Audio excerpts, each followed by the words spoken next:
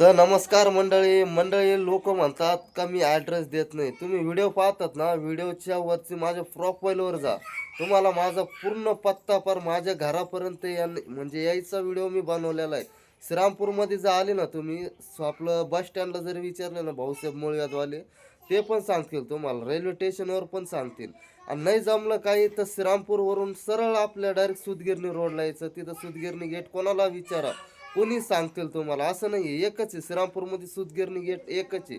तुम्ही डायरेक्ट पण येऊ शकता माझ्याकडे. असं काही नाही तुम्ही घरी आले आणि मी औषध देणार नाही. आत्तापर्यंत मी एकही व्यक्तीला असं घरी आलं आणि औषध दिलेलं नाही असं नाही आहे आत्तापर्यंत. आमच्या रेकॉर्डमध्ये असं नाही आत्तापर्यंत. आहे का असं?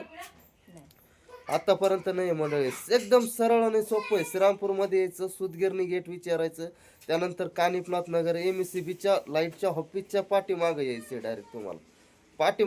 कानिफनाथ नगर कमानपाशी जरी आले ना तुम्ही, तिथं जरी कोणाला विचारलं ना भाऊसाहेबकडे जायचे, तुम्ही सरळ माझ्या घरी येऊ शकता. एवढं अवघड नाही, सरळ सरळ रस्ते हो.